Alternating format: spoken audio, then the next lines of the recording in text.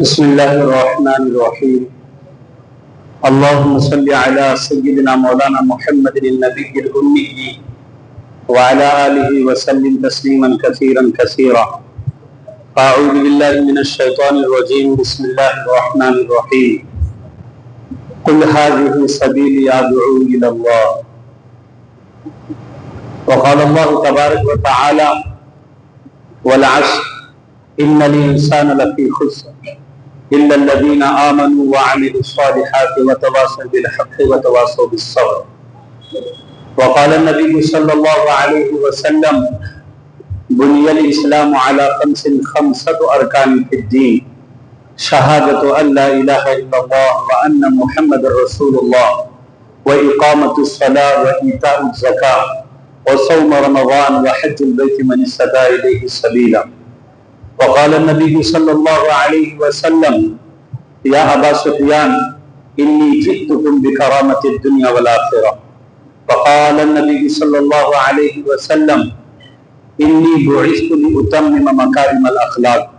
وقال النبي صلى الله عليه وسلم من مات وهو يعلم أن الله لا إله إلا هو فدخل الجنة. وقال النبي صلى الله عليه وسلم من قال لا الہ الا اللہ مخلصا فدخل الجنہ او کما قال علیہ الصلوۃ والسلام. میرے محترم عزیز ساتھیوں، اللہ رب العزت کا بڑا فضل، اس کا احسان، اس کا کرم ہے کہ اللہ نے ایسے فتنوں بھرے دور میں اس کے نام کے تذکرے کرنے کے اور اس کے نام کے تذکرے سننے کی توفیق نصیب فرمائے. مولانا یوسف صاحب رحمۃ اللہ علیہ فرمایا کرتے تھے کہ اس پرفتن دور میں لفظ اللہ کہنے کی توفیق ملنا بھی اللہ کی سب سے بڑی نعمت ہے. کیا ایسا دور جس دور میں ہر شکل میرے اور آپ کے ایمان کو نوالا بنانے کی کوشش کر رہی ہے، ایسا دور جس کے بارے میں علماء قسم کھا کر کہہ رہے ہیں کہ ہاں یہی وہ زمانہ ہے جس کے بارے میں پیارے آقا محمد رسول اللہ صلی اللہ علیہ وسلم نے پیشن گوئی فرمائی تھی کہ صبح کا مسلمان شام ہونے تک کافر بن جائے اور شام کا مسلمان صبح ہونے تک کافر بن جائے. اس کے بارے میں علماء قسم کھا کر کہہ رہے ہیں احادیث کی روشنی میں کہ یہ فتنوں والا زمانہ ہے، ایسا زمانہ جس کے بارے میں اللہ کے نبی صلی اللہ علیہ وسلم نے فرمایا عودن، اور ایک روایت میں عودن کہ فتنے ایک کے بعد دوسرے اتنے فاسٹ آئیں گے کہ آدمی کو سنبھلنے کا موقع تک نہیں ملے. ایک فتنے سے نکلا نہیں کہ دوسرا فتنہ، دوسرے فتنے سے نکلا نہیں کہ تیسرا فتنہ. ایسا دور جس کے بارے میں صحابہ رضی اللہ عنہ فرمایا کرتے تھے کہ اللہ کے نبی ہمیشہ ہمیں یہ کہا کرتے تھے کہ اللہ سے دعا کرو کہ ایسے دور میں مجھے موت آئے جس دور میں فتنے نہ ہوں، کیونکہ فتنے والے دور میں ایمان کی سلامتی کے ساتھ مرنا اور ایمان کی بقا کے ساتھ دنیا سے جانا یہ بڑا مشکل کام ہوتا ہے. اور میرے محترم عزیز ساتھیوں، یہ فتنوں بھرا دور ہے، اس میں عجیب فتنے میرے اور آپ کے سروں پر منڈلا رہے ہیں. بلکہ اگر میں یوں کہوں کہ یہ فتنے آج مجھ تک اور آپ تک اور میری اور آپ کے آنے والی نسلوں تک اور میرے اور آپ کے آنے والے جو نئی نسل ہے جن کا ایمان، جن کا اسلام سنبھلنا اس وقت مشکل بن گیا ہے، کہ فتنے ہم سب کے اوپر حملہ کر چکے ہیں. اور ان تمام فتنوں میں جو سب سے بڑے فتنے ہیں وہ دو ہیں. ہمیں سب سے پہلے جاننا یہ ہے کہ یہ فتنے کیا ہے، اور اس کے بعد یہ جاننا ہے کہ ان فتنوں کا علاج کیا ہے. کیونکہ اللہ نے اور اللہ کے رسول نے قیامت تک کے آنے والی انسانیت کے لیے اس دین کو کامل قرار دیا ہے، اس طریقے کو کامل قرار دیا ہے. اور جتنے فتنے آئیں گے ان فتنوں سے بچنے کے لیے اللہ کے رسول صلی اللہ علیہ وسلم نے طریقے بھی بتلائے. اس وقت امت میں جو سب سے زیادہ سر چڑھ کر دو فتنے بول رہے ہیں، ان میں سب سے پہلا فتنہ ہے ارتداد اور دوسرا فتنہ ہے جہالت. یہ دونوں فتنے ہیں، ایک دین کو چھوڑنا اور ایک ہے غلط چیز کو دین سمجھنا. یہ دونوں الگ الگ فتنے ہیں. ایک تو ہے کہ آدمی دین ہی چھوڑ رہا ہے، اسلام ہی چھوڑ رہا ہے، اور ایک ہے کہ آدمی دین پہ چل رہا ہے لیکن اسے پتا نہیں یہ دین ہے جس پہ میں چل رہا ہوں، وہ الگ چیز پہ چل رہا ہے اور اس کو دین سمجھ رہا ہے۔ اس کو کیا سمجھ رہا ہے؟ دین سمجھ رہا ہے۔ پہلا فتنہ فتنہ ارتداد،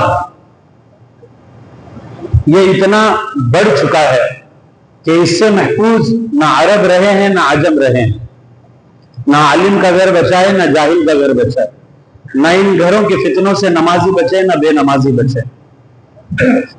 یہ ایسا فتنہ ہے کہ جس کی لپیٹ میں سب آ چکے ہیں۔ مولانا اشرف رحمۃ اللہ علیہ نے اپنے مجمع بیانات کے اندر کئی بیانات اس سلسلے میں، مدینے کے بھی ہیں مکہ کے بھی ہیں، ان بیانات میں کھلے طور پر یہ بات صاف صاف بتلائی ہے کہ امت میں سب سے پہلے ارتداد ذہنی عام ہوگا اور اس کے بعد ارتداد زبانی عام ہوگا۔ یعنی لوگ زبان سے نہیں کہیں گے کہ ہم اسلام پر چلنے میں، اسلام کے احکام پر چلنے میں، اللہ کے حکم نبی کے طریقے پر چلنے میں ہمیں دقت ہے، زبان سے نہیں کہیں گے، بلکہ ذہنی طور پر یہ مرتد ہو چکے ہوں۔ میں آپ کو یہ مثال سے سمجھاتا ہوں تاکہ سمجھ میں آئے۔ ایک بچی کو اس کے کالج میں کہا جا رہا ہے کہ کل تمہیں اپنے پیرنٹس کو لے کر آنا ہے، اپنے گھر والوں کو لے کر آنا ہے، اپنے والد کو لے کر آنا ہے۔ اب وہ بچی گھر میں مشورہ کر رہی ہے اور کہہ رہی ہے کہ ابا جان آپ کے چہرے پر تو داڑھی ہے، آپ تو جبہ پہننے والے ہو، اور آپ کو اسکول میں لے کے جانا، آپ کو کالج میں لے کے جانا مجھے کمفرٹیبل نہیں لگتا، مجھے اچھا محسوس نہیں ہوتا۔ آپ اپنے بدلے چچا کو بھیجیے، وہ آئیں گے میری سفارش کے لیے، کیونکہ آپ کا یہ حلیہ اور آپ کا یہ جو رہنے سہنے کا ڈھنگ ہے یہ مجھے کمفرٹیبل نہیں لگتا۔ یہ کیا ہے؟ یہ ارتداد ذہنی ہے۔ یہ بچہ ذہنی طور پر اسلام سے مرتد ہو چکا ہے۔ ایک اور مثال دے کے سمجھاتا ہوں۔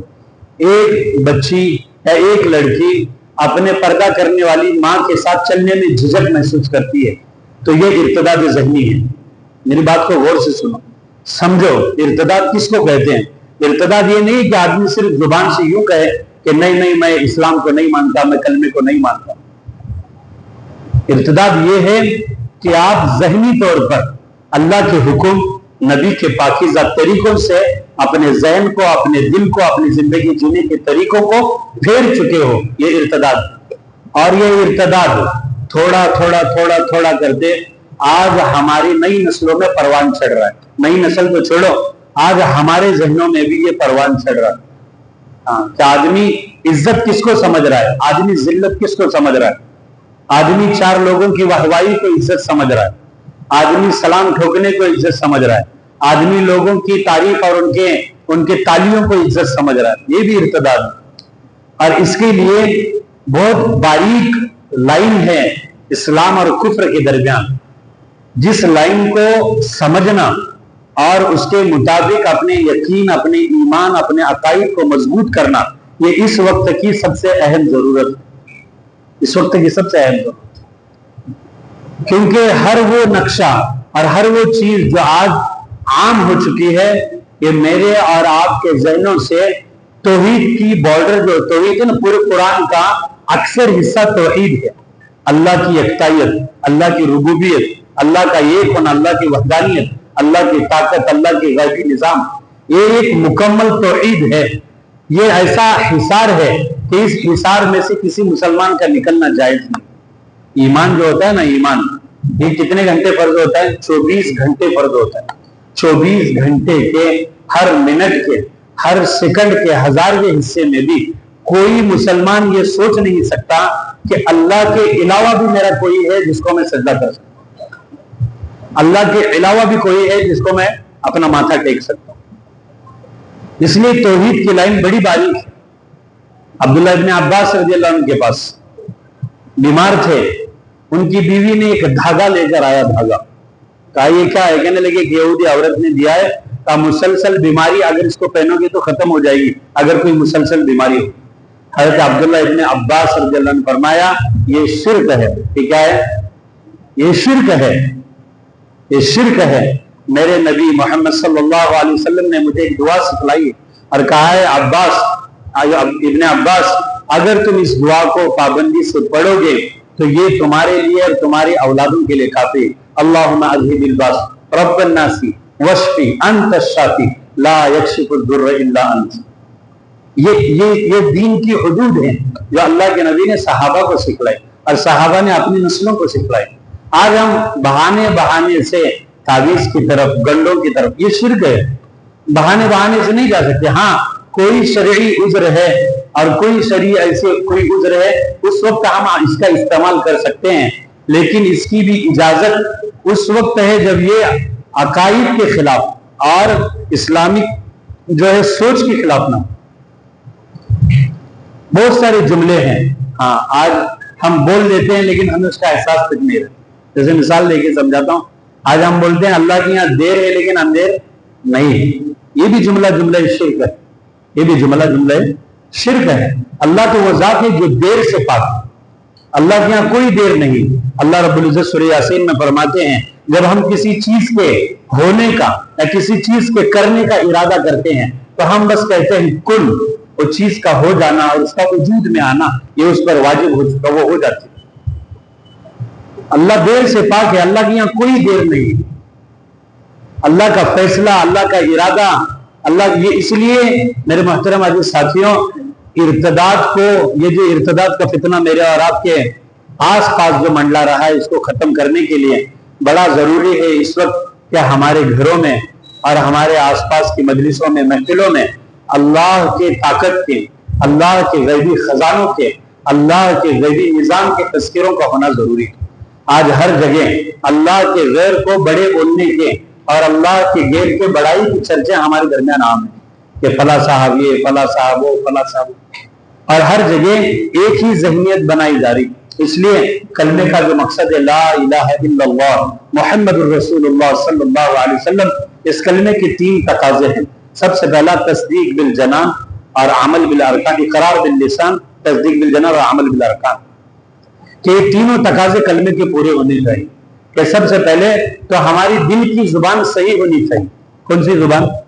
एक तो ये है कि हम बयानात करते हैं, तकरीर करते हैं, इसमें बोलते हैं अल्लाह ही सब कुछ करने वाला है, लेकिन ये मायने नहीं रखता। मायने रखता है दिल की जुबान आपकी इस बात को यूं कहे कि हाँ अल्लाह ही सब कुछ करने वाले हैं, अल्लाह ही पूरी दुनिया के खालिक है, अल्लाह ही पूरी दुनिया के मालिक है, अल्लाह ही है जो इज्जतों के मालिक है, जो जिल्लतों के मालिक है। अल्लाह वो जात है कि जब वो किसी को इज्जत देने का फैसला करे तो जिल्लत के नक्शों में रखकर इज्जत देने पर कादिर। अल्लाह ही वो जात है जो किसी को जलील करने का इरादा करे तो इज्जत के नक्शों में रखकर जलील करने पे कादिर। अल्लाह ही वो जात है जो नफा की शक्लों में रखकर नुकसान पहुंचाने पे कादिर है। अल्लाह ही वो जात है जो नुकसान की शक्लों में रखकर नफा पहुंचाने पे कादिर है। अल्लाह ही वो जात है जो हर आफत से, हर मुसीबत से, हर परेशानी से निकालने वाले। जब तक मेरे मोहतरम अजीज साथियों दिल का विजदान और दिल की कैफियत ये नहीं बनेगी, मैं और आप हकीकत में कलमा पढ़ने वाले नहीं।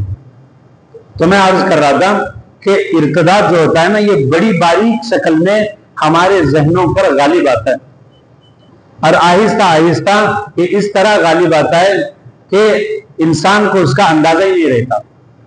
जिसके आज के दौर में जैसे गानों का सुनना, गानों का बोलना, इसमें कई अल्फाज हैं जो शिर्क है।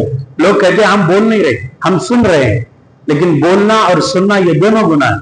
शिर्क वाले अल्फाज का बोलना और सुनना ये दोनों। अभी कुछ दिन पहले मदर्स डे हुआ, लोगों ने अपने माँ के नाम से स्टेटस लगाए थे, तो कई लोगों ने लिखा मेरी माँ मेरा रब, मेरी माँ मेरा रब। अब रब होने के मतलब को हमने समझा ही नहीं।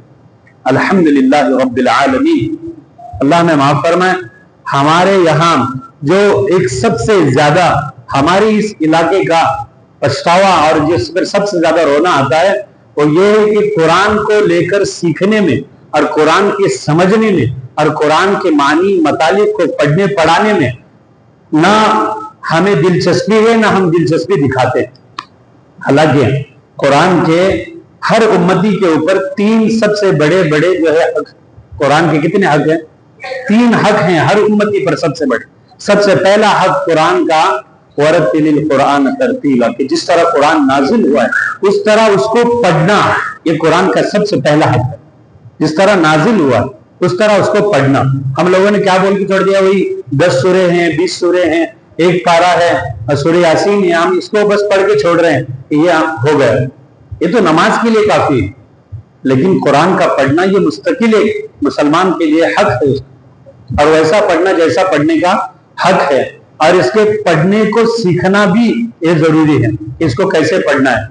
اس لیے بڑوں کے مکاتب اور پھر اپنے یہاں کے علماء حفاظ کے پاس بیٹھ کر قرآن کو صحیح الفاظ کے ساتھ سیکھنا یہ واجب۔ دوسری بات، قرآن کا دوسرا حق ہے اس کو سمجھنا۔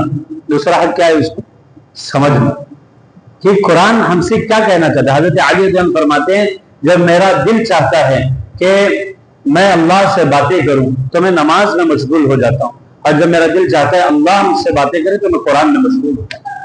قرآن اللہ کا پیغام ہے، اللہ ہم سے کہا الحمدللہ رب العالمین۔ یہ پوری سورہ ہم ہر نماز میں پڑھتے ہیں، ہر رکعت میں پڑھتے ہیں، آج تک ہمیں پتہ ہی نہیں یہ ہے کیا۔ یہ مستقل ایک دعا ہے جو اللہ نے اپنے بندوں کو سکھلائی ہے، اور دعا مانگنے کا طریقہ اللہ نے سکھلایا ہے، اور دعا مانگنے کے آداب اللہ نے سکھلایا ہے، اور پھر اللہ نے سکھلایا تمہیں مجھ سے مانگنا کیا ہے۔ الحمدللہ رب العالمین، اللہ نے سکھلایا کہ جب بھی مجھ سے مانگو تو سب سے پہلے میری تعریف کرو۔ سب سے پہلے میری کیا کرو؟ تعریف کرو۔ دنیا والوں کے سامنے آدمی کوئی مانگتا ہے، کسی آدمی سے اس کا مطلب پورا کرنا ہوتا ہے تو اس کی تعریف کرتا ہے نا، سیٹ بولتا ہے، صاحب بولتا ہے، ہاں، اور بڑے بڑے اس کو رتبے درجے دیتا ہے۔ لیکن اللہ کے سامنے مانگنے کا رواج آج امت سے ختم ہو چکا ہے، اور دعاؤں میں اللہ کی تعریف کرنے کا مزاج بھی ختم ہو چکا ہے۔ اللہ کی تعریف کرنا آج ایک مسلمان کو ایک ٹوتھ برش بھی لے کر اگر اس کے سامنے رکھو تو وہ 4-5 کمپنی کے برانڈیڈ کو دینا کہ یہ برانڈ ہے، یہ برانڈ ہے، ہاں اس کے یہ فائدے ہیں، اس کے یہ فائدے ہیں، یہ سافٹ ہوتا ہے، یہ ہارڈ ہوتا ہے۔ ایک آدمی معمولی سی چیز کی تعریف کرنے کا مزاج اس کا ہے، لیکن اللہ کی بڑائی، اللہ کی تعریف کرنے کا مزاج نہیں، زبانوں پہ تالے پڑ جاتے۔ صحابہ رضی اللہ عنہ اللہ سے ایسے مانگتے تھے اور اس طرح اللہ کی تعریف کرتے تھے۔ اللہ کے نبی صلی اللہ علیہ وسلم ایک مرتبہ مسجد نبی میں تشریف لائے، ایک دیہات کے صحابی ہاتھ اٹھائے ہوئے ہیں اور دعا کر رہے ہیں، اور ان کے الفاظ سنیے، ایسے زبردست الفاظ سے انہوں نے دعا کی، کہا یا من لا تراہ العیون ولا تخالطہ الظنون ولا یصفہ الواصفون ولا یخشى الدوائر ولا تغیر الحوادث یعلم مساقیل الجبال ومکائل البحار وعدد قطر الامطار وعدد ورق الاشجار وعدد ما اظلم علیہ اللیل واشرق علیہ النہار لا تواری منہ السماء السماء ولا ارض ارضا ولا بحر ما فی قعرہ ولا جبل ما فی وعرہ اللہم اجعل۔ اب تین لفظوں میں دعا کی، 3 لفظوں میں دعا کیا۔ اللہ کی تعریف کتنی کی؟ اللہ کی تعریف اتنی کی کہ اللہ کے نبی نے ان کے پیچھے ایک صحابی کو کھڑا کیا کہ جب یہ دعا سے فارغ ہو ان کو میرے پاس لے کر آنا۔ جب یہ دعا سے فارغ ہو پوری تعریف، پوری دعا میں اللہ کی تعریف کی، یا من لا تراہ العیون، اے وہ پاکیزہ ذات جس کو کوئی دیکھ نہیں سکتا، ولا تخالطہ الظنون، اے وہ پاکیزہ ذات کہ اگر تجھے کوئی سوچنا شروع کرے تو تجھے کوئی سوچ نہیں سکتا تو ہے کیا۔ ولا یصفہ الواصفون، پوری دنیا کے لوگ اگر تعریف کرنے کے لیے بیٹھ جاوے کہ اللہ اتنے بڑے تعریف والے ہیں تو پورے تعریف کرنے والے تعریف کر نہیں سکتے اللہ اتنے بڑے۔ ولا یخشى الدوائر، اللہ وہ ذات ہے جو زمانے کے عدلنے بدلنے سے ڈرتا نہیں کہ اب اس کی حکومت آئی، اب اس کی حکومت آئی، اللہ نہیں ڈرتا۔ ولا یخشى الدوائر، اللہ وہ ذات ہے جو خوف سے پاک۔ ولا تغیر الحوادث، دنیا کے زمانے کے بڑے بڑے حادثے اللہ کو اس کی تدبیر میں آگے پیچھے نہیں کرتے، اللہ اس سے پاک۔ یعلم مساقیل الجبال، اللہ وہ ذات ہے جو جانتا ہے پہاڑوں کا وزن کتنا ہے جو زمینوں کے سینوں میں گاڑا جا چکا ہے۔ ومکائل البحار، اللہ وہ ذات ہے جو جانتا ہے سمندروں میں کتنے لیٹر اور کتنے ٹنوں سے پانی کے نظام کو جس نے سنبھالا ہے۔ اللہ کا ایک مستقل نظام ہے سمندروں کو سنبھالنے کا، اور اس کو جب آپ وہاں جاؤ گے تب سمجھ میں آئے گا۔ ہم افریقہ سے سعودیہ کی طرف جب جا رہے تھے، جب سفر تھا، اتنا بڑا سفر تقریباً 2 دن کا، اور اتنی بڑی جہاز تھی، تقریباً 7,000 لوگ تھے، لیکن جب اس مخلوق یعنی سمندر کے درمیان گئے تب بات سمجھ میں آئی کہ اللہ رب العزت نے اتنی بڑی مخلوق کو کس طرح اپنے کنٹرول میں رکھا ہوا ہے۔ خدا کی قسم اگر کوئی بکھر جاوے اس کے درمیان، نہ یہ کنارہ اس کو نصیب ہو نہ وہ کنارہ نصیب، اللہ کی اتنی بڑی مخلوق، اللہ بول رہے۔ تو یہ صحابی تعریف کر رہے، یہ وہ ذات جو جانتا ہے کہ سمندروں کے پانی کے نظام کو کیسے سنبھالنا۔ مکائل البحار وعدد قطر الامطار وعدد ورق الاشجار وعدد، اور پھر اس کے بعد میں جب پوری دعا کی تو 3 لفظوں میں دعا مانگی۔ کتنے لفظوں میں دعا مانگی؟ 3 لفظوں میں دعا مانگی. اللہ کی تعریف اتنی ساری کی اور دعا کی 3 لفظوں میں 3 جملوں میں دعا مانگی. اللہم اجعل خیر عمری آخرہ وخیر عملی خواتمہ وخیر ایام یوم القاک فیہ. اے میرے اللہ، میری زندگی کے سب سے بہترین پل وہ بنانا جو میرے دنیا کے آخری پل. خیر عمری آخرہ وخیر عملی خواتمہ، اور اللہ میری زندگی کا سب سے بہترین عمل وہ بنانا جو میری زندگی کا آخری عمل ہو. وخیر ایام یوم القاک فیہ، اللہ میری زندگی کا سب سے آخری دن، سب سے بہترین دن وہ بنانا جس دن تیری اور میری ملاقات ہونے والی. کتنی بہترین دعا. صحابی جب انہوں نے دعا مکمل کی، اٹھایا، کہا اللہ کے نبی نے تم کو بلایا ہے. واپس گئے اللہ کے نبی کی خدمت میں. اللہ کے نبی نے اس وقت بحرین سے اللہ کے نبی کے پاس کچھ ہدیہ آئے تھے، اس میں انڈے کی شکل کے برابر سونے کا بڑا ٹکڑا تھا. اللہ کے نبی نے ان کو ہدیہ دیا، ان کو ہدیہ دیا کہ یہ میرے طرف سے تمہیں ہدیہ ہے. اور جانتے ہو یہ کس نسبت پر ہے؟ کہنے لگے رشتہ داری کی نسبت پر، قبیلے کی نسبت پر. نہیں، کہا یہ اس نسبت پر ہے کہ تم نے اللہ کی جن الفاظ میں تعریف کی یہ اللہ کو بڑی پسند ہے، ہمیں بھی بڑا پسند آیا. اس الفاظ کے بدلے میں، اس کو سن کر جو تسلی ملی، اس کے بدلے میں یہ سونے کا اتنا بڑا ٹکڑا تمہیں ہدیہ. یہ قدر ہے، قدر. تو جو سورہ فاتحہ نا مستقل ایک دعا ہے جو اللہ نے سکھلائی ہے کہ بندوں مجھ سے دعا مانگنی ہے تو پہلے تعریف کرو. ہماری دعائیں بھی مطلب کی ہوتی ہیں. ہم دعائیں بھی کب دعاؤں میں بھی کب مشغول ہوتے ہیں؟ جب ہمارے تقاضے ہوتے ہیں، قرض ہوتا ہے، حالات ہوتے ہیں، تنگی ہوتی ہے، پریشانی ہوتی ہے. اور جب یہ مسئلے حل ہو جاتے ہیں تو مسجد کی اذانیں بھی ہمیں سمجھ میں نہیں آتی، جس کو علامہ اقبال رحمۃ اللہ علیہ نے کہا ہے کہ جب محبتیں تھی عروج پر تو جواب اذان تک نہ دیتے تھے. جب محبتیں تھی عروج پر تو جواب اذان تک نہ دیتے تھے. آج صنم کیا روٹ گیا مؤذن بنے بیٹھے. کہ جب لوگوں کی محبت دماغوں پر حاوی تھی، سمجھ میں نہیں آتا تھا اللہ کیا چیز ہے، مسجد کیا چیز ہے. مسجد کے چٹائی پر جا کے رونا کیا چیز ہے سمجھ میں نہیں آتا تھا. وہ چیٹنگ میں لگا ہوا ہے، وہ میسج میں لگا ہے، اس کو پتہ ہی نہیں اللہ کیا چیز. لیکن جب صنم روٹ گیا، دنیا کے ذلیل لوگوں نے دلوں کو توڑ دیا، اب مؤذن بن کے بیٹھے. علامہ اقبال نے یہ کہا. اس کے آگے بھی ایک لائن گئی، نہ کلمہ یاد آتا ہے نہ دل لگتا ہے نمازوں میں. نہ کلمہ یاد آتا ہے نہ دل لگتا ہے نمازوں میں، کافر بنا دیا ہے لوگوں کی 2 دن کی محبت. ہمارے دلوں کا حل. اس لیے علماء فرماتے ہیں کہ جو نماز مقصد سے پڑھے گا اور کسی غرض کے لیے پڑھے گا، وہ غرض پوری ہونے تک نماز پڑھے گا، اور جس دن اس کی غرض ختم ہو نماز کو چھوڑ دے گا. ہماری دعائیں، بلکہ میں اگر یوں کہوں ہماری دعاؤں کے آمین بھی مطلبی ہوتی ہے. دعاؤں کے آمین بھی. ایک شاعر نے بڑا خوب کہا ہے کہ میں تو سجدوں میں بھی جھکتا ہوں اپنے مطلب کے لیے. میں تو سجدوں میں بھی جھکتا ہوں اپنے مطلب کے لیے. دعائیں آرزو کی ہوتی ہے تو زور سے آمین کہتا ہوں. کہ دعا کرنے والا کہہ رہا ہے اللہ حاجی بنا، نمازی بنا، قرآن پڑھنے والا بنا، دیندار بنا. آمین تو نکلتی ہی نہیں جیسے بخار چڑھا ہو. لیکن جیسے دعا کرنے والے نے کہا اللہ کاروبار میں برکت نصیب فرما، سب کے آمین زور سے نکلتی، کیونکہ سب کے مسئلے ہیں بے برکتی کے. جیسے دعا کرنے والا کہہ رہا اللہ جو قرض میں ڈوبے ہوئے ہیں تو اللہ ان کے مسئلوں کو حل فرما، سب کے آمین نکلتی، سب پھنسے ہوئے ہیں. جیسے دعا کرنے والا کہہ رہا اللہ بے جوڑوں کے جوڑے بنا، سب نوجوانوں کی آمین نکل رہی. ہماری تو آمین کا جو ساؤنڈ ہے نا وہ بھی ہمارے مطلب کا ہے. کیا ہم اس پر آمین زور سے بولیں گے باریک؟ اس لیے دعا کے کچھ آداب ہیں جس کو اللہ نے سکھلائے کہ تم میری تعریف کرو. الحمدللہ رب العالمین. تو میں آپ کو سمجھانا چاہ رہا تھا رب کس کو کہتے ہیں. اللہ کی جتنی صفات ہیں نا، 99 صفات ہیں اللہ کی، ان تمام صفات میں سب سے زیادہ یقین کا بننا، اس صفت کے اوپر یقین کا بننا سب سے زیادہ مشکل کام. ہر صفت پر یقین کا بننا آسان ہے. دیکھو بھائی، زمینوں کو کس نے بنایا؟ ہم میں سے ہر آدمی کہے گا یہ تو کسی انسان کے بس کی بات نہیں، یہ تو بنانے والے اللہ ہیں. آسمانوں کی چھتوں کو ہماری سروں پہ کس نے ٹانگا؟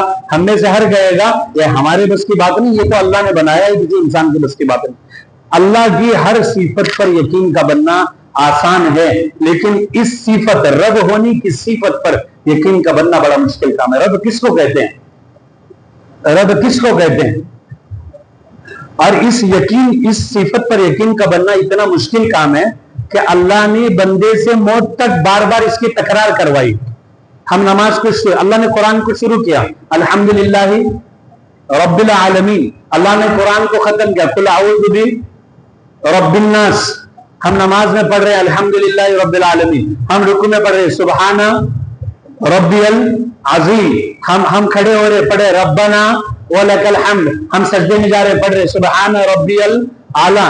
رب رب رب رب اس کا جو اللہ نے بار بار تکرار کروایا. کیونکہ میرے محترم عزیز ساتھیوں, قبر کا پہلا سوال بھی ہے یہ من ربک, تیرا رب کون ہے, تیرا پروردگار کون ہے, بتا تجھے پالنے والا کون ہے, تو نے خود کو پالا یا تجھے اللہ نے پالا. اس صفت کے اوپر یقین کا بننا اتنا مشکل کام ہے کہ جب آدمی سب کہتا ہے لیکن جب اس کے پلنے کا یقین اس کے دماغ میں آتا ہے تو کہتا ہے لیکن پن اگر مگر کی باتیں کرتا ہے. تو اللہ نے قرآن میں اس صفت کو سب سے پہلے بیان کیا ہے تاکہ اس کے اوپر یقین بنے. الحمدللہ رب العالمین, تمام تعریفیں اس اللہ کے لیے جو اس دنیا کو نہیں بلکہ اس جیسے ہزاروں دنیا کو پالنے والا ہے. آپ کو پتا ہے جب اس کو ہم اس کے فیلنگ کے ساتھ, اس کے معنی کے ساتھ, اس کے ترجمے کے ساتھ اس کو پڑھیں گے اور جو اللہ ہمیں محسوس کروانا چاہتا ہے کہ یہ میرے بندے تو ایک اکیلی مخلوق ہے, میری کئی کروڑوں مخلوق ہے, اس میں صرف میری مخلوق ایک انسان ہے اور اس میں سے بھی تو ایک ادنا مخلوق ہے. سن میں کون ہوں, رب العالمین ہوں. تیرے جیسے مخلوقوں سے بھرے ہوئے ہزاروں کائنات کو سنبھالنے والا, اس کو پالنے والا, اس کو چلانے والا, ان کو کھلانے والا, ان کی ضرورتوں کو پورا کرنے والا میں رب ہوں. اس کا یقین دل میں آئے گا جب ہم نماز میں اس کے معنی, اس کے مطلب کے ساتھ اس کو پڑھیں گے. الرحمن الرحیم, تیرا وہ اللہ معاف کرنے والا, رحم کرنے والا, نہایت مہربان ہے. مالک یوم الدین, وہ یوم جزا کا مالک ہے, وہ معاف کرے گا. لیکن یاد رکھنا معافی کا مطلب یہ نہیں ہے کہ حاجی صاحب اور بہن کا حصہ کھائے ہو بچ جاؤ گے, کوئی مسئلہ نہیں. اللہ کرے رحم اور رحمان الرحیم کے بعد اللہ نے مالک یوم الدین لا کر یہ بتلایا رحم ہوگا لیکن حقوق العباد معاف نہیں ہوں گے. رحم ہوگا, اللہ معاف کر دیں گے سب کو, لیکن اگر تم نمازی تھے لیکن بھائی کا حصہ کھائے ہو معافی نہیں ملے گی جب تک وہ تمہیں نہ معاف کرے. تم حاجی تھے, بہن کا حصہ مارے ہو, نہیں بچ پاؤ گے. اللہ نے یوم جزا کا مالک اللہ ہے, اس نے ایک دن کو طے کیا ہے. جب بندہ اللہ کی تعریف کرتا ہے, حدیث میں آتا ہے جب بندہ پڑھتا ہے الحمدللہ رب العالمین, اللہ اس کے جواب میں فرماتے ہیں حمیدنی عبدی. جب بندہ کہتا ہے الرحمن الرحیم, اللہ فرماتے ہیں اثنا علی عبدی. جب بندہ کہتا ہے مالک یوم الدین, اللہ فرماتے ہیں مجدنی عبدی, میرے بندے نے میری بڑائی بیان. اس کے بعد اللہ فرماتے ہیں جب بندہ کہتا ہے ایاک نعبد و ایاک نستعین, اے میرے اللہ میرا تیرے علاوہ کوئی نہیں ہے, تو ہی میرا معبود ہے, تو ہی ہے جس کو میں اپنا خدا سمجھتا ہوں, تیرے علاوہ میں کسی کو اپنا کرتا درتا نہیں سمجھتا. اے اللہ میں اس فیصلے پہ راضی ہوں. وَإِيَّاكَ نَسْتَعِينُ, اور اے میرے اللہ میں تجھی سے مدد مانگتا ہوں, نہ میں کسی قبر سے مدد مانگتا ہوں, نہ میں کسی پیغمبر سے مدد مانگتا ہوں, نہ میں کسی ولی سے مدد مانگتا ہوں, نہ میں کسی بڑے سے مدد مانگتا ہوں, نہ میں دنیا کی کسی نقشے کو اپنے مسئلوں کا حل کرنے کا حل سمجھتا ہوں. اے میرے اللہ ایاک نستعین, میں تجھی سے مدد مانگتا ہوں. جب یہ بندہ ایگریمنٹ کرتا مانتا ہے اس بات کو, اللہ اس کے جواب میں فرماتے ہیں ھذا بینی و بین عبدی, اے میرے بندے تو نے مان لیا میری بات کو, تو نے قبول کر لیا اس بات کو کہ سن تو نے تیرا کام کر لیا, اب سن تو جو مانگنے والا ہے میں تجھ کو عطا کرنے والا ہوں. پھر میرے اللہ نے سکھلایا مجھے اور آپ کو, سکھلایا کہ تمہیں مانگنا کیا ہے, مانگنا کیا ہے. یہ سکھلایا اس لیے کیونکہ میں اور آپ حریص ہیں, میں اور آپ لالچی, ہمیں پتہ ہی نہیں ہمیں اللہ سے مانگنا کیا ہے. آدمی بعض مرتبہ اللہ سے مال مانگ لیتا ہے لیکن مال کے شر سے حفاظت نہیں مانگتا, تو مال ملنے کے بعد عیاش بن جاتے ہیں. آدمی بعض مرتبہ اللہ سے عزت مانگتا ہے لیکن عزت کے ساتھ ساتھ عزت کے شر سے حفاظت نہیں مانگتا, تو جب عزتیں ملتی ہے تو آدمی تکبر کے اندر ایڑی مار کے دنیا میں چلتا ہے. اس کے شر سے حفاظت اللہ نے بتلایا, تمہیں پتا نہیں تمہیں مانگنا کیا ہے. اے میرے بندوں میں بتاؤں تمہیں, تمہارے لیے سب سے بہترین چیز کیا ہے, تمہارے لیے سب سے بہترین چیز کیا ہے جو تمہیں اگر مل جائے تم کامیاب ہو جاؤ گے. پھر تم جھوپڑی میں رہو یا محل میں رہو تم کامیاب ہو, تم عربی ہو اجمی ہو کامیاب ہو, تم عالم ہو جاہل ہو کامیاب ہو, تم کالے ہو گورے ہو کامیاب ہو, تم جو ہے کمزور ہو طاقتور ہو تم کامیاب ہو, تم کسی فیکٹری کے مالک ہو یا فیکٹری کے مزدور ہو, اگر یہ تمہیں مل گیا تم کامیاب ہو. کیا بتلایا اللہ نے, اہدنا الصراط المستقیم. میرے بندوں مجھ سے مانگنا ہے نا تو میرے خزانے کی سب سے بڑی چیز, میرے خزانے کا سب سے انمول چیز क्या है? सिरात मुस्तकीम की हिदायत, सीधे रास्ते की हिदायत। अगर तुम्हें सीधे रास्ते की हिदायत मिल गई, खुदा की कसम दुनिया के जिस भी नक्शे में मैं और आप रहेंगे, हम कामयाब होकर जाएंगे। क्योंकि कामयाबी का मेयार बिल्कुल भी ये नहीं है कि आदमी को दुनिया में क्या मिला। हाँ, ये तो मेरे और आपके नाकिस अकलों ने तय किया है कि इज्जत का ये मेयार है और जिल्लत का ये मेयार है। अल्लाह के नजदीक ये कोई मेयार नहीं। दुनिया की किसी चीज का एतबार आखिरत में नहीं है। यहाँ की इज्जत भी धोखा है, यहाँ की जिल्लत भी धोखा है, यहाँ का उरूज भी धोखा है, यहाँ का जवाल भी धोखा है, यहाँ की ताली भी धोखा है और यहाँ की गाली भी धोखा है। यहाँ क्या होगा? यहाँ अल्लाह अल्लाह की तस्बीह पढ़ने वाला भूख की हालत में मरेगा और हराम की कमाई खाने वाला खा खा कर मरेगा। यहाँ उल्टा होगा। यहाँ क्या होगा? उल्टा होगा। यहाँ का एतबार नहीं। अगर हम इसका एतबार करने लग जाए तो हम तो फंस जाएंगे। यहाँ क्या होगा? हुसैन रज़ी अल्लाह अन्हुम जैसे लोग सर कटाकर उनके सर नेज़ों पर चढ़ेंगे और यजीद जैसे कमीने लोग फतह के झंडे लेकर बाजारों में घूमेंगे।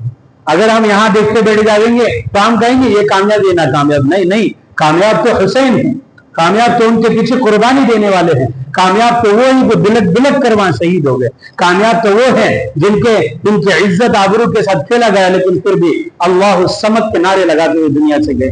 मेरे मोहतरम अजीज साथियों, कामयाबी नाकामयाबी का मेयार अल्लाह ने समझाया कि मेरे बंदे, अगर तुझे मुझ तक पहुंचना है और तुझे मुझे हासिल करना है, मैं तुझे बतलाता हूं तुझे मुझसे मांगना क्या है। इहदिनस सिरातल मुस्तकीम, सीधे रास्ते की हिदायत मुझसे मांगो। ये मेरे खजाने की सबसे बेहतरीन चीज है। अगर तुम्हें सीधा रास्ता मिल गया, सीधा रास्ता तुम्हें मिल गया तो तुम मुझ तक पहुंचोगे। और दुनिया और अल्लाह ने आगे बतलाया, अल्लाह ने हमें आगे भी गाइड किया कि सीधा रास्ता क्या है। सिरातल लज़ीना अनअमता अलैहिम, सीधा रास्ता क्या है? वो सीधा रास्ता जिस पर मैंने इनाम किया जिन लोगों पर, वो नबीयीन है, सिद्दीकीन है, शुहदा। और फिर अल्लाह ने ये भी बताया कि बुरा रास्ता कौन सा है। बुरा रास्ता गैरिल मग़ज़ूबि अलैहिम वलद्दाल्लीन। उलमा फरमाते मुफस्सिरीन हज़रात कि यहाँ मुराद यहूद और नसारा हैं कि इनके रास्तों से, इनके तरीकों से बचने का अल्लाह रब्बुल इज्जत ने मुजारब को इनके सर से पनाह मांगने का हुक्म दिया कि तुम इनसे पनाह मांगो, इन रास्तों पे मत चलो। ये मुस्तकिल एक दुआ है सूरह फातिहा। जब हम इसको पढ़ता है इमाम तो हम पीछे से पढ़ते हैं ना आमीन, हम इसके पीछे से पढ़ते हैं आमीन। एक दुआ है, इसकी दुआ में हम कहते हैं आमीन। ये तो मैंने बस एक सूरा बतलाई जो हम नमाज में पढ़ते हैं। इस तरह कई सूरे हैं जिनका अपना एक अलग अलग मतलब है। मेरी आप लोगों से दरख्वास्त है कि अगर आप पूरा कुरान नहीं समझ सकते हो, कोई मसला नहीं, कम से कम उतनी सूरतों को और उतने मानी मतालिब को तो समझो जो आप नमाज में पढ़ते। आप समझो तो सही, सुबहान रब्बियल आज़ीम का क्या मतलब होता है, सुबहान रब्बियल आला का क्या मतलब होता है, अत्तहियातु लिल्लाहि वस्सलावातु वत्तय्यिबातु इसका क्या मतलब होता है। आप जब दरूद पढ़े, आपके अंदर नबी की मोहब्बत आपके दिलों में आनी चाहिए। अल्लाहुम्मा सल्ली अला मुहम्मद, या अल्लाह हजारों करोड़ों दरूद मेरे नबी पर नाजिल फरमा। क्योंकि मुझे याद आए ये वही नबी है जिसने ताइफ में मेरे लिए मारा खाया, ये वही है जिसने मेरे लिए मक्का में मदीने में सिसक कर मेरे और आपके लिए रातें गुजारी। ये वही है जिसने मेरे और आपके लिए अपने खानदान को उजड़ने तक की कुर्बानियां बर्दाश्त की। जब दरूद पढ़े तो उसका एक एहसास होना चाहिए। तो ये कुरान का दूसरा हक है, उसको समझना। उसको क्या है? समझना। ये कुरान का दूसरा हक है। और कुरान का तीसरा हक है कि जो समझा है उसको अपनी जिंदगी में लाना और दूसरों तक पहुंचाना। ऐसा भी नहीं कि बस उसको नॉलेज के हद तक रखा जाए कि बस पढ़ रहे हैं और दूसरों को ज्ञान दे रहे हैं कि या ऐसा है ऐसा नहीं। उसको अपनी जिंदगी में लाना और दूसरों में उसकी तबलीग करना, उसकी दावत देना, कुरान को फैलाना, कुरान की तालीमात को फैलाना, कुरान की दावत देना, कुरान को बोलना, कुरान के मजलिसों, कुरान की महफिलों में अपने आप को बिठाना, ये मिजाज हमारा बन जाए।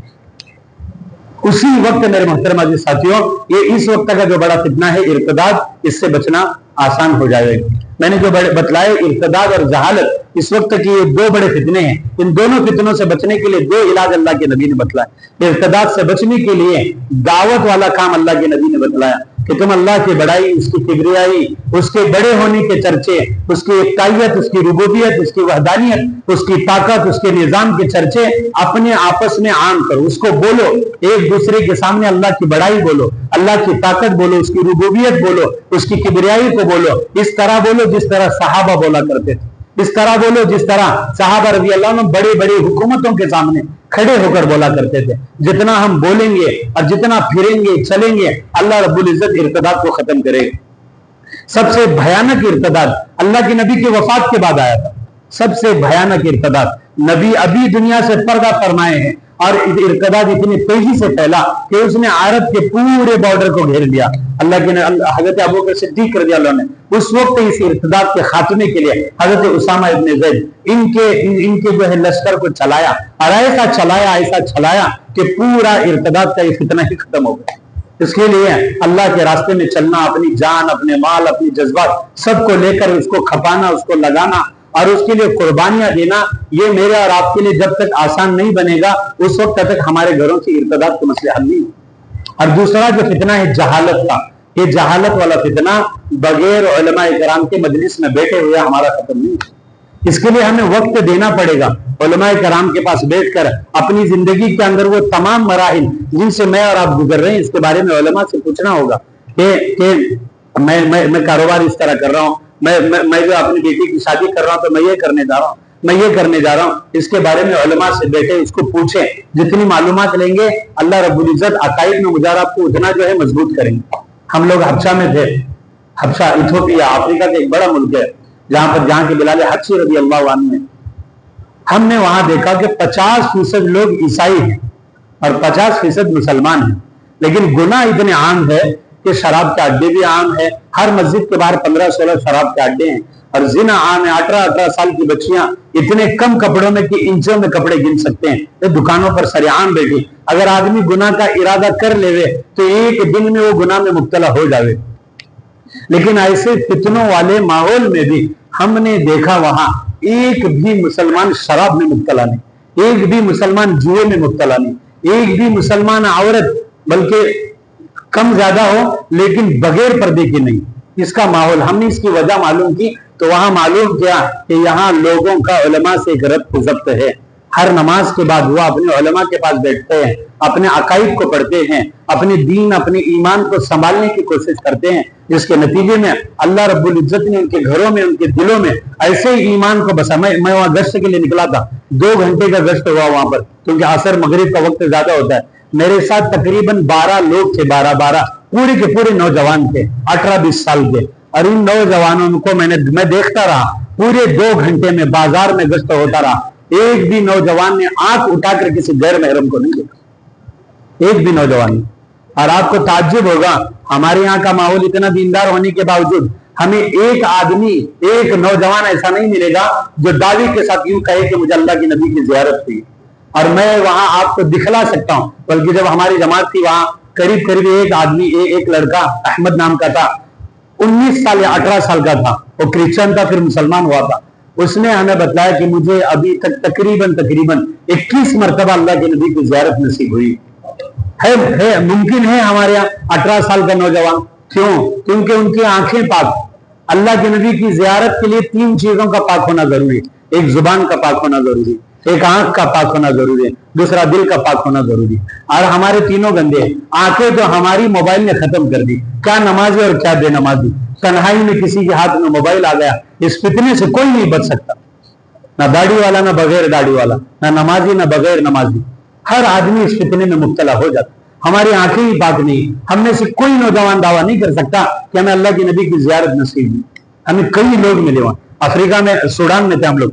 वहां एक इलाके में बतलाया गया कि हमें एक औरत को तो कई मरतबा अल्लाह के नबी की ज़ियारत हुई है और उसकी बेटी की तशकील के लिए जाना है। अब हम उसकी तशकील के लिए गए, हालात ऐसे थे कि उस बंदे के बदन पे कपड़े तक नहीं, बस एक नीचे घुटने तक का एक कपड़ा था। मुझे तो शर्म आ रही थी कि मैं इसकी तशकील कैसे करूं, लेकिन कुर्बान जाइए, उनके जज्बात जो है ना वो सहाबा की तरह है, मेरे और आपकी तरह नहीं कि हालात देखकर तशकील करें। वो तो बोले नहीं बस तुम तशकील करो, निकलना है तो निकलेगा। अब मैं तशकील करने के लिए बैठ गया। एक झोपड़ी में मैं इस तरह बैठा और दूसरी झोपड़ी में वो माँ उसकी बेटी हुई है। और मैं बात कर रहा था कि इनको हमें अल्लाह के रास्ते में लेकर जाना। वो कहने लगे इसका अब्बा का इंतकाल हुआ है, यही एक सहारा है मेरा घर के अंदर और यही सब काम संभालता है, यही पानी भरता है।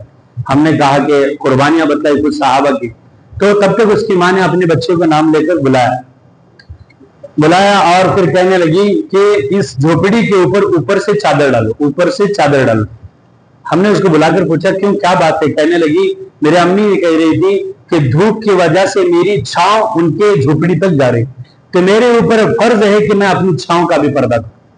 آپ سوچو تو صحیح، ایسے پردہ کرنے والی مائیں کیوں نہیں ان کو اللہ کی زیارت، اللہ کے نبی کی زیارت نصیب ہوگی؟ ہمارے یہاں نہ کوئی مرد پاک بچا ہے، نہ کوئی عورت پاک بچی، نہ کوئی نوجوان پاک بچا ہے۔ ہمارا مزاج گندا ہو چکا ہے، ہماری آنکھیں گندی ہو چکی ہیں، ہمارے سننے سنانے کا مزاج گندا ہو چکا ہے، اس لیے اللہ اور اللہ کے رسول کی محبت دلوں میں نہیں آ رہی۔ اور میرے محترم عزیز ساتھیوں، دو ہی چیزیں جو انسان کو نیک بناتے ہیں اور گناہ سے بچاتی ہیں، اللہ کی محبت انسان کو نیک بناتی ہے اور اللہ کا خوف انسان کو گناہوں سے بچاتا ہے، اور یہ دونوں چیزیں ہمارے دلوں سے ختم ہو چکی ہیں۔ تو ارتداد سے بچنے کے لیے دعوت کا مزاج ہمارا عام ہونا چاہیے، مردوں میں ایک مزاج عام ہو جائے، اللہ کے راستے میں نکالنے کا مزاج، اپنی جان، اپنے مال، اپنے جذبات کو لے کر۔ ہم ماشاءاللہ ہم جان بھی لگا رہے ہیں، مال بھی لگا رہے ہیں، لیکن جذبات اللہ کے لیے لگانے کا مزاج ہمارا ختم ہو چکا ہے۔ اللہ کے لیے نکلنے کا مزاج، اللہ کے لیے گھروں کو چھوڑنے کا مزاج، اللہ کے لیے اپنے قربانی والی چیزوں کو چھوڑنے کا مزاج، یہ ہمارے ذہنوں سے ختم ہو چکا ہے۔ صحابہ رضی اللہ نے ایسے ایسی قربانیاں دی، میں اور آپ اندازہ تک نہیں لگا سکتے ہیں۔ صحابہ، حضرت عباس رضی اللہ عنہ کی بیوی کہتی ہے اللہ نے مجھے 10 اولادیں دی، 10 سال، فضل ابن عباس، فضیل ابن عباس، حسین ابن عباس، عبداللہ ابن عباس، عبید اللہ، یہ 10 بیٹے۔ کہنے لگی ایک بھی بیٹے کا جنازہ میرے آنکھوں کے سامنے نہیں ہوتا، 10 کے 10 بیٹے اللہ کے راستے میں شہید ہوئے۔ اس طرح قربان میں یہ جو میرے محترم عزیز ساتھیوں، میں قسم کھا کر کہتا ہوں، صحابہ کا ایک بچہ صحابہ کا ایک بچہ اگر اس وقت جتنی دنیا ہے، اگر پوری دنیا کو اللہ والوں سے بھر دیا جاوے، نیک لوگوں سے بھر دیا جاوے، تو بھی صحابہ کا ایک بچہ ان پوری دنیا کے بھرے ہوئے نیک لوگوں سے بھی زیادہ افضل ہے کوئی مقابلہ کرنے والا۔ لیکن یہ نسلیں میرے اور آپ کے لیے یتیم ہوئی، یہ نسلیں میرے اور آپ کے لیے مٹی ہوئی، جنگ موتا ہوئی۔ اللہ کے نبی صلی اللہ علیہ وسلم نے مسجد نبوی سے بھیجا جعفر طیار کو، یا جعفر ابن ابی طالب کو کہا کہ تم جو ہے جھنڈے کو اٹھاؤ گے، جب تمہارے ہاتھ سے جھنڈا گرے گا یہ زید ابن حارثہ یہ جھنڈے کو اٹھائیں گے، جب یہ گرے گا عبداللہ ابن رواحہ یہ اس جھنڈے کو اٹھائیں گے۔ اللہ کے نبی صلی اللہ علیہ وسلم مسجد نبوی میں ہے اور اتنی دوری پر اللہ کے نبی کو خبر دی جا رہی ہے، اللہ کے نبی کو بتلایا جا رہا ہے کہ جنگ کے کیا حالات ہیں، اور یہاں زید حضرت جعفر ابن ابی طالب شہید ہوئے۔ اللہ کے نبی صلی اللہ علیہ وسلم ان کے گھر میں گئے، اسماء بنت عمیس رضی اللہ عنہا، وہ فرماتی ہیں جعفر کی 3 اولادیں تھیں، محمد، عون، عبداللہ، یہ تینوں میں نے ان کو نہلایا تھا، اچھے کپڑے پہنائے تھے اور ان کے لیے روٹی بنا رہی تھی کہ اللہ کے نبی صلی اللہ علیہ وسلم میرے گھر میں تشریف لائے، تینوں بچوں کو گود میں لیا، تینوں بچوں کو پاس کیا، رونے لگے، ایسا رونے لگے جیسا بچے روتے ہیں۔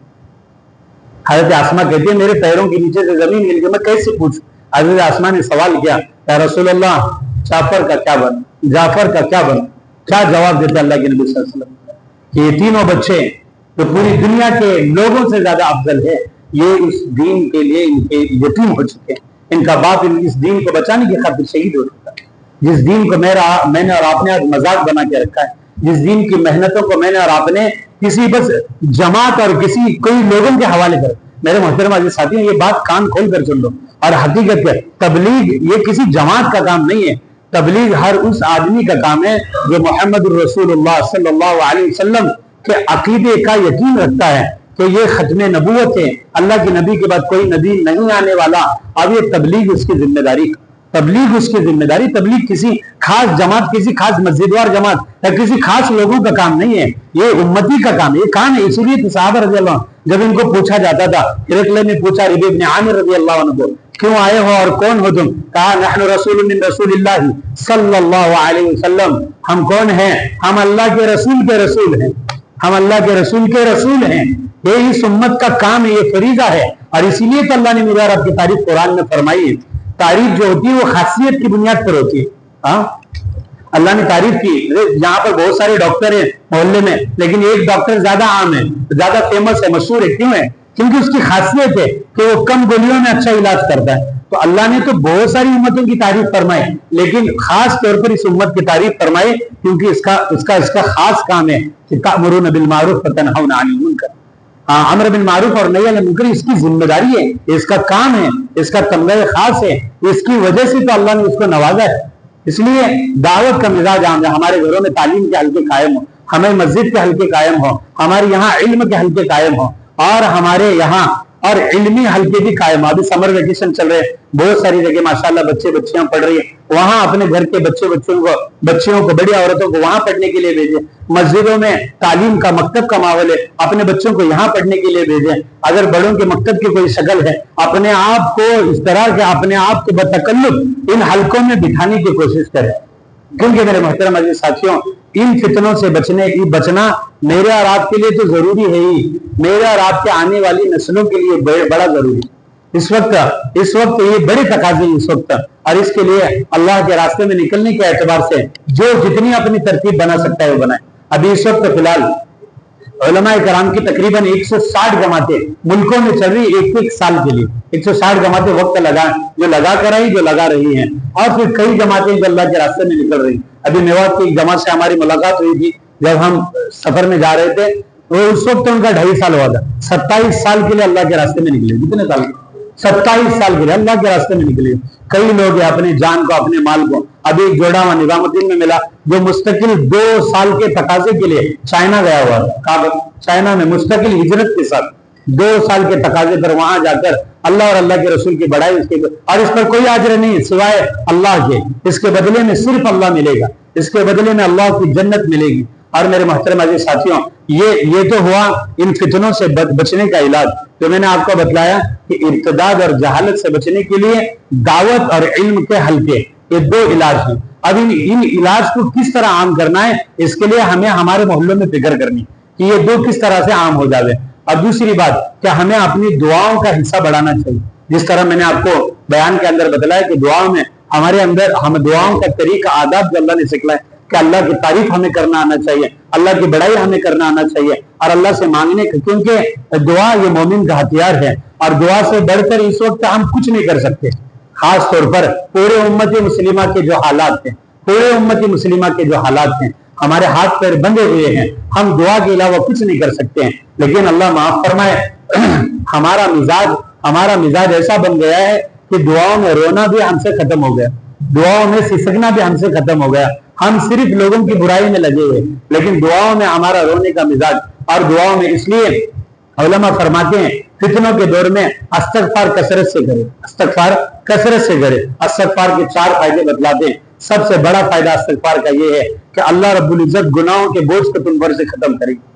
انسان کے اوپر جو زیادہ بوجھ جو اس کے دل پر آتا ہے نا، جو بے سکونی ہوتی ہے، اور پھر جو بے چینی ہوتی ہے، تنگی ہوتی ہے، اور ڈپریشن ہوتا ہے، سٹریس ہوتا ہے، اس کا جو بڑا بوجھ ہوتا ہے اس کے گناہوں کی وجہ سے ہوتا ہے۔ حدیث میں آتا ہے جب کوئی آدمی گناہ کرتا ہے اس کے دل پر ایک سیاہ دھبا پڑ جاتا ہے، پھر دیکھتے دیکھتے اس کا دل سیاہ ہو جاتا ہے، جس کی وجہ سے اس کا دل تنگ ہو جاتا ہے۔ تو اللہ کے نبی نے کہا استغفار کثرت سے کرو۔ یہ 4 فائدے اللہ نے قرآن میں بتلایا۔ دوسرا، استغفار کا بڑا فائدہ، اللہ اس کی رزق کی تنگی کو ختم کرے گی، اللہ اس کی رزق کی تنگی کو ختم کرے گی، کیونکہ اکثر ہمارا رزق ہمارے گناہوں کی بدولت رکا ہوا ہوتا، ہمارے گناہوں کی منحوسیت کی وجہ سے بعض مرتبہ رزق ملتا ہے لیکن برکت نہیں رہتی، بعض مرتبہ پورا آج اتنا مال تھا ختم ہوا لیکن جو ملنا تھا کچھ نہیں ملا۔ اب بعض مرتبہ گناہوں کی منحوسیت کی وجہ سے رزق نہیں آتا، رزق آتا ہے برکت نہیں رہتی، اس لیے استغفار کثرت سے کرے۔ اور تیسرا فائدہ بتلایا اس کا کہ بے موسم کی آفتوں سے اللہ بچائیں گے، بے موسم کا بارش کا گرنا،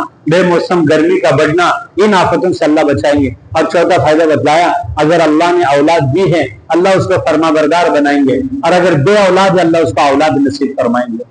یہ بڑے بڑے نفع ہیں، اس لیے دعاؤں میں اس کا اہتمام کریں، استغفار کا اہتمام کریں، اور یہ تو عمومی ہے، اور مقامی محنتوں کے ساتھ ساتھ اللہ کے راستے میں نکلنے کا مزاج بنیں۔ کریں گے نا سب ساتھی انشاءاللہ؟ اللہ تعالیٰ مجھے آپ کو عمل کی توفیق نصیب فرمائے۔ جن حضرات نے سنتیں نہیں پڑھی وہ سنتیں پڑھ لیں۔